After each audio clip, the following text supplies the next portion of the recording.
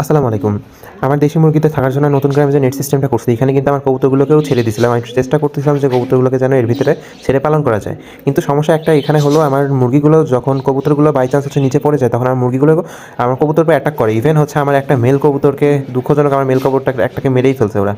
এতে ২ নাম্বার খাঁচাতে যে কবুতরটাকে দেখতে পাচ্ছেন, এই আমার লুনার যে ওর যে মেলটা ছিল লালের ভিতরে, ওই মেলটা কিন্তু মাশাআল্লাহ আমার অনেক পছন্দের একটা মেল ছিল। ইভেন ওর থেকে অনেক ডিম বাচ্চা পাইছি মাশাআল্লাহ। কিন্তু বাই চান্স হলো আমার কবুতরটা ছাড়ার পর হলো ওরা ঠিকই উড়াউড়ি করতেছিল কবুতরটা। দেন হলো ওর খাঁচাতে যাবে আর কি, ওর বেবিকেও ফিডিং করাইছে। দেন বাই চান্স হলো একভাবে ও নিচে পড়ে গেছে। এখন সাধারণত অন্যান্য কবুতর যখন নিচে পড়ে যায়, তখন আবার কবুতর উঠে যায়, আবার নিজে নিজে যে উড়ে যায়, মারার চান্স পায় না মুরগিগুলো। কিন্তু ও কীভাবে যেন পড়ছে, সাথে সাথে হলো আমার সবগুলো মুরগি মিলে ওর উপরে অ্যাটাক করছে। অ্যাটাক করার পরে ও যে আরও উঠবে তার কোনো আর চান্স পায় নাই মুরগিটা।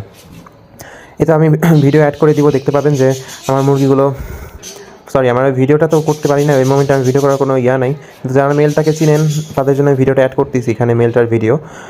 আমার এই মেলটাকে ওরা মেরে ফেলছে, মারছে খুবই নির্মমভাবে মারছে এক কথায় বলতে গেলে।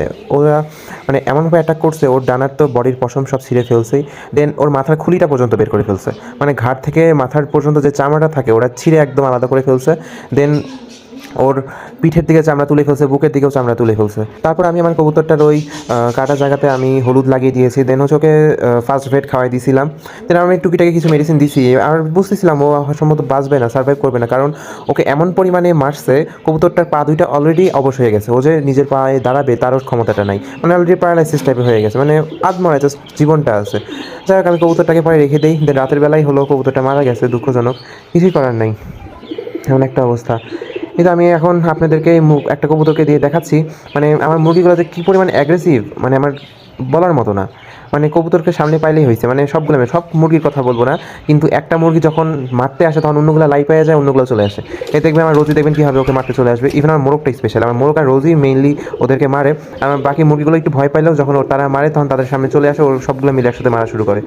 আমার মুরগিটা কী বলবো, সাধারণত এরকম হয় আর কি। কবুতর মুরগি যেহেতু দুইটা আলাদা জাতের প্রাণী, তো তাদের মধ্যে বন্ডিংটা হওয়াটা টাফ। কিন্তু হ্যাঁ, আমার অনেক আগে আর কি, আজকে প্রায় 7 বছর আগের কথা এটা, আমার কবুতর মুরগি একসাথে ছিল। অবশ্য জায়গা আলাদা ছিল, কিন্তু ওরা একসাথে খাবার দাবার খাইতো, একটাকে ঠোকাইতো খুবই কম, একটা বন্ডিং ক্রিয়েট হয়ে গিয়েছিল। কিন্তু এখন যদি আমি ওইটা ওয়েট করি যে এদের মধ্যে বন্ডিং হবে, সেটা করতে বলতে অনেকগুলো আমার কবুতরকে ওরা নিজেরা ঠকে এই অবস্থা করবে, আমার ওই মেল কবুতরটার মতো। সম্ভবত আমার এখানে আমার কবুতরগুলোকে রাখা যাবে না, দেখি ওদের জন্য নতুন একটা সেট আপ তৈরি করবো, দেখা যাক, আল্লাহ ভরসা, ইনশাল্লাহ ওদের জন্য নতুন সেট আপ তৈরি করবো। আর ওর এক জোড়া বাচ্চা আছে, কবুতরটা তো নাই, কিন্তু ইনশাল্লাহ এই বাচ্চা জোড়া ওদের জন্য রেখে দিছি আমি। এই সাদা বাচ্চাটা হলো আমার শ্যাডোর বাচ্চা, স্নোই আর শ্যাডো। স্নোই তো নাই এখন, বাচ্চাটা আছে। এই 3টা বাচ্চাকে আমি রেখে দিছি, ইনশাল্লাহ ওরা বড় হইলে ইনশাল্লাহ ওদের থেকে নতুন পেয়ার আপ করবো ইনশাল্লাহ। সকলে আমার কবুতর আর মুরগিগুলোর জন্য সকলে মাশাআল্লাহ বলবেন। আর ভিডিওটা যারা আজকে নতুন দেখছেন, আমার চ্যানেলটিকে সাবস্ক্রাইব করবেন। যারা ফেসবুক থেকে ভিডিওটি দেখছেন, আমার পেজটিকে ফলো করবেন।